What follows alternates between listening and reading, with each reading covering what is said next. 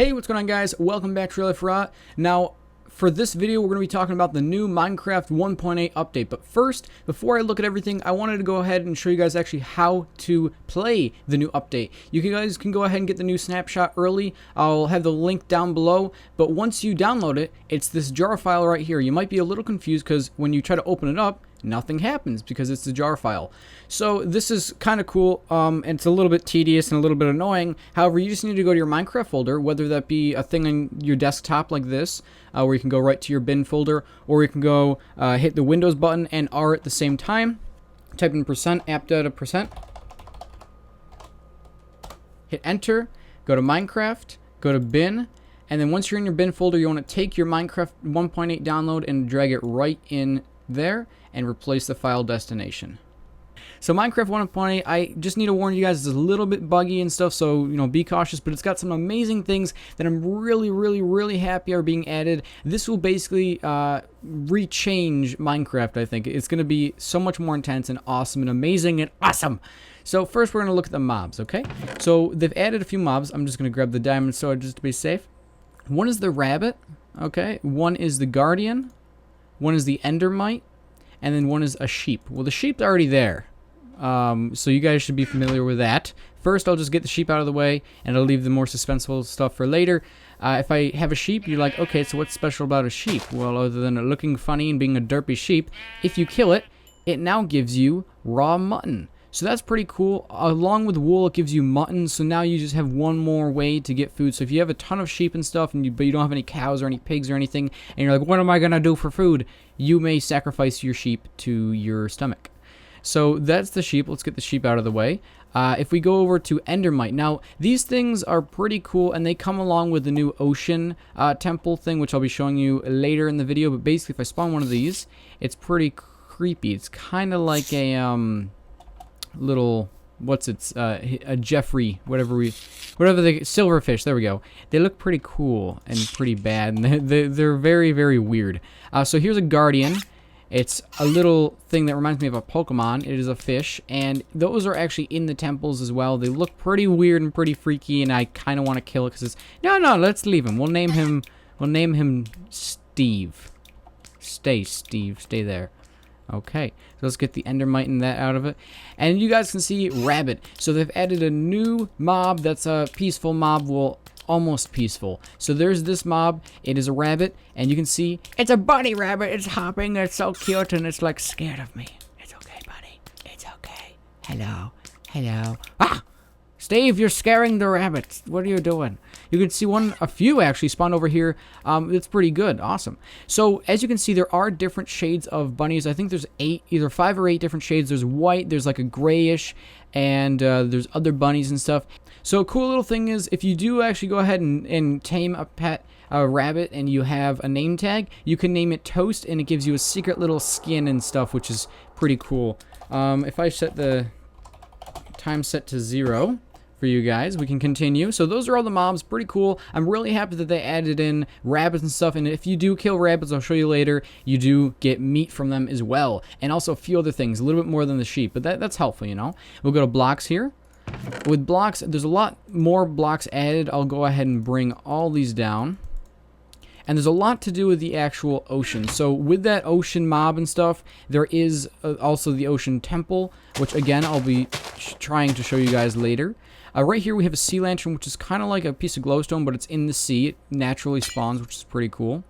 We have prismarine brick, dark prismarine, I hope I'm saying it right, a slime block, a wet sponge, a dry sponge, diorite, and granite. Okay, so now all of these can be crafted except for the 3 of these right here. The rest of them can be crafted. You guys can go ahead and find everything about them below. The slime block right here, it looks like a little slime, doesn't it? It's cool. You could have a little pet slime, but it actually bounces like a trampoline, which is pretty cool. I'm gonna put these all around my house because they're just amazing. Oh my god! Because let's see this. Boing! Oh, I missed it. Boing. So that's cool. It's a slime block. It makes you bounce and also gives you an alternative, look in your house if you're going for that fun house look or something. You can see we have wet sponge and regular sponge. So if you do not know what a regular sponge does, it's already in Minecraft. I do not believe it spawns naturally, at least in the 1.7.10 version it does not. Sponges are really helpful because they can soak up all the water.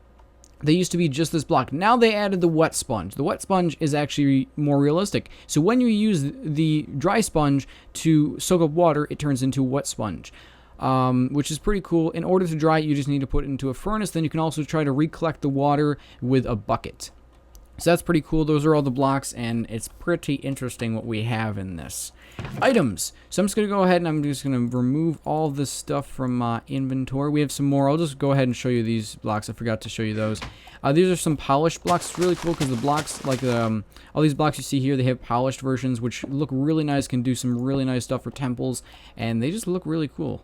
So yeah, those are the polished versions of all those. So back with the items, we have Prismarine Shard and Prismarine Crystals. Basically, all those can do, those can go ahead and make your sea lantern, which is pretty cool right there. So you can use those to make sea lanterns. You have an iron trapdoor, rabbit hide, and a few other things right here. Okay, so like I said, you have an iron trapdoor, which I can't really place until I put it there. So the only way to open this is, of course, just like an iron door. You need to have a redstone signal, which is pretty cool. I really like this option in case you want like a secret dungeon area that no one can really go into without knowing where the secret latch is. So I'll be doing some tutorials on that later. We have rabbit hide, which is pretty cool. Of course, you get it from a rabbit. Surprise, surprise. And then I threw this on the ground for one other reason. I want to show you guys something cool that they added. It's, you know, it's the little things that count. Normally, if you threw something on the ground, it would zoom into the center of your screen. Now, if you have something, it actually goes right and moves over to your foot. So if you can see that again, it happens really quickly, but it moves directly over to your foot, which is kind of cool. So if we get rid of that and that, you guys already saw the raw mutton, and there's cooked mutton right here, which is pretty cool. You can cook those and have more food. There's cooked rabbit, and there's raw rabbit. They look like a rabbit, which is kind of funny. It looks like the rabbit has a big butt. You also have a rabbit's foot, which can be used for a potion. Okay. And you have rabbit stew, just like mushroom stew, except you can make it with rabbits. That's awesome, guys. This chest right here has nothing in it. I just put it in here because I needed to make it look nice. So you can forget about that. Actually, I'll make it feel special and put some stuff in it. There we go.